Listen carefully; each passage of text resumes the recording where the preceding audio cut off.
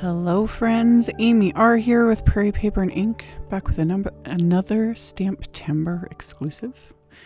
Today's collaboration release is with Memory Box, and like all of the STAMPtember collaboration sets, these are limited edition, one and done. When they sell out, they aren't restocked. They will be gone. And I have lost count how many have been released so far. Oh, we still got a lot of STAMPtember to go.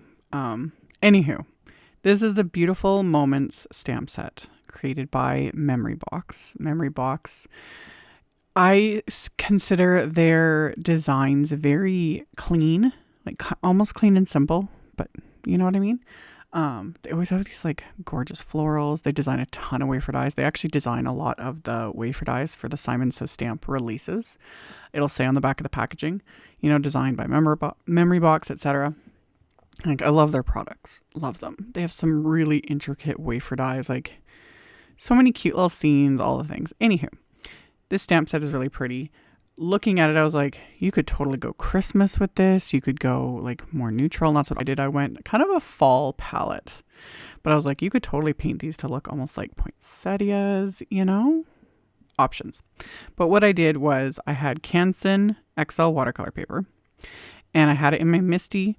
And I lined up the two large stamps in the set. And I'd used my anti-static powder tool. And I inked up and stamped the images twice with clear embossing ink, because when you're stamping like so much, I want to make sure I get it all stamped before I add the embossing powder. And then for my embossing powder, I use Simon's Cream embossing powder, which I haven't used in a while. And then I was reminded, I was like, oh yeah, I love this stuff. It's just a difference from the white. It's not as bright and as stark as white embossing powder. And I especially like using it with watercolor paper, because the majority of watercolor paper isn't super bright white either. So anywho, melted that with my heat tool. And then I taped this down just to my hardboard with Simon's very, very low tack tape. Just to hold it down because I knew I was going to add a fair bit of water. And taping your watercolor paper down just helps to keep it from warping so much. It just makes life a little bit easier in the end. Really, that's all it's for. So I did that. And then I pulled out a bunch of Distress Oxide inks. I haven't watercolored with my Oxide inks in a while. And I was like, ooh, this set and just the colors I had in mind, I was like, perfect. I knew the colors I wanted, everything. So I'm using Speckled Egg, Peeled Paint, Rustic Wilderness, Wild Honey, Ripe Persimmon, Festive Berries, and Seedless Preserves. And I just smushed the ink pads onto my glass mat, because that, glass mat makes the perfect palette, especially when I have a bunch of like large ink pads like this. So I did that. And then I started by just wetting down almost the entire piece with just water. And for lack of a better word, I'm just slapping the color on. It's simple. Anybody can do this. I am using more water, less ink for this, because I want, these colors to kind of blend and move, and I don't want them intense. This is basically your underpainting. So it's going to be the kind of the background. And I'm adding color where it will be. I'm adding a bit of the wild honey where the little florals are, the peeled paint where the leaves are, etc. But I'm still adding just little dots of what's left on my brush here and there too. So I did that. I let that dry, aka I sped it up with my heat tool. So everything is dry. Now I'm going in and painting with the same colors, just more color, less water. So it's a little more intense. And because everything is heat embossed, everything is contained in each little section. So even if it wasn't completely dry, that would be totally fine because of heat embossing. But I do like to wait till things are dry. Just makes life a little easier. So I painted the florals with a mix of that wild honey and the ripe persimmon. Just a sunny kind of fall vibe going here. And then for my greenery, I was using the peeled paint and rustic wilderness. Love this combo. I don't know. I can add rustic wilderness to pretty much any green combo and call it a day and I'm good. I don't know. This color just... like usually you guys will see me I use rustic wilderness with twisted citron. Love. Chef's kiss. Peeled paint is just a little bit more toned down. It's not as bright as twisted citron. So Like, again, a little more fall vibes going here. So that's what I did for all of the greenery. And then the little berry images, that was the mix of festive berries and seedless preserves. So I mixed those together, painted those on, and then I've mentioned in many, many videos about creating mud, like when colors get mixed or colors that are opposites to each other, say purple, orange, etc., you get mud. This is intentional mud. I'm mixing all the colors together to create brown, aka mud. So I could have just smushed one of the, many brown Distress Oxide ink pads, but it was like I was sitting here doing it, and yeah, you just mix them all together, you get mud. So sometimes it's intentional, sometimes it's a good thing. So anywho, once this was painted and then I had dried it, I splattered just water. Because again, these are Distress Oxide inks. They do react with water. So I splattered water all over it. So I'll get some like water droplet texture going on. And then I picked up some of the inks, not a lot, and added a bit of splatter. I didn't want to completely overdo it. It also just depends on my mood. Go big or go home. I'm still going to add even more splatter, but the color, I didn't want to add too much of that. So I added a bit of splatter, and then I wiped off my palette. And side note, when I wiped off my palette, I knocked my container of Perfect Pearl powder onto the floor. I'm not even exaggerating. For that brief second, my life flashed before my eyes because I thought it was open when I knocked it over.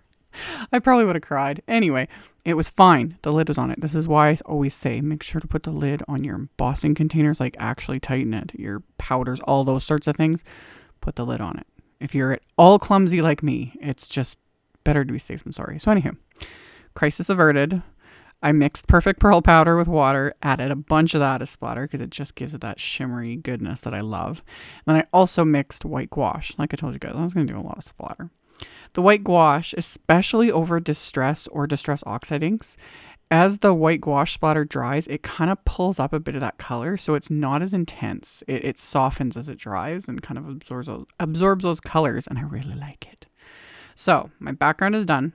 I need to do a sentiment. So I pulled out some Lawn Fawn raspberry cardstock because it just went perfectly with that festive berry seedless preserve mix I had done on the berries. So again, use my anti-static powder tool. This time I just used an acrylic block and I inked up one of the sentiments from this big beautiful Moments stamp set with white pigment ink, stamped it onto the cardstock, and then used that cream embossing powder again to heat emboss it. Once this was melted, let it cool off for a couple seconds, and then I die cut that with a circle wafer die. I just used one of my Waffle flower nesting circles wafer dies. And then my background, I trimmed down to 4 inches by 5 1/4. Yeah, just slightly smaller than my A2 card base. So I have my background, I have my sentiment, and then for the inside of the card, like I said, the card base is going to be a top folding A2 card, and it's Simon Smooth White cardstock. I took some Post-it tape and I applied that at the score line, and then I had left the stamps in the MISTI in the same way I stamped them originally. So I lined up the card base, or the inside of the card, with those stamps, and then I'm going to ink these up with some of these Oxide inks, and you can't really tell from me filming straight down, but I'm holding them on an angle, and I'm basically just using a corner of the ink pad just to give me a little more control here. Still doesn't need to be perfect, but I started with Ripe Persimmon, and then I'm going around with the Wild Honey, kind of keeping it more concentrated to those two main kind of floral images. And then I'll go in with the Peeled Paint and a little bit of Rustic Wilderness, and the ink pads will pick up a little bit of the color of the other inks that are on the stamp. I'm not too concerned about it. But if it bothers a person, you can take like a little bit of paper towel or a clean cloth and just like dab that off your ink pad. But again, I'm just using the corner of the ink pad, so it's not a big deal. And then I did add a little bit of the festive berries. But before I stamp this, I'm taking my blending brushes and just lightly, like I'm not pressing at all, just very lightly going over this with those blending brushes. And that blends the colors together, so there's no harsh little lines, from pressing in the ink pad, but it also softens this because it picks up the ink from the stamp as well. So it's not quite so intense and, making it hard to write over because I always write over this. People always ask if I put a lot on the inside of my card. It's like, what do you do? I'm like, I write over it. Don't worry about it. So yeah, I've got the floral stamp though, and they got the color. And then I used the festive berries to ink up another sentiment. Stamp that on the inside. Let that ink dry. And then I'm going to adhere my panel with craft tacky glue and stick that under my MISTI just to hold it down, hold it flat, you know, for a couple minutes while the glue dries. And then the die cut circle, I used Simon's Big Mama foam tape. It'll give it a little bit of dimension without too much bulk. So put that into place, peeled off the backing, and then I can pop that into place. And then of course I'm going to add a bit of bling. Only added one kind of bling this time. I'm using the Studio Katia hibiscus pearls because again, the color was just perfect. So I just put a few of those onto this card. Once I was happy with that, I'm going to adhere those into place with craft tacky glue and just use my little embellishment wand to pick them up, put down a dab of glue, press the little pearl into place. And then once those are adhered, this card is complete. So like I mentioned at the beginning of the video, this is a limited edition stamp set.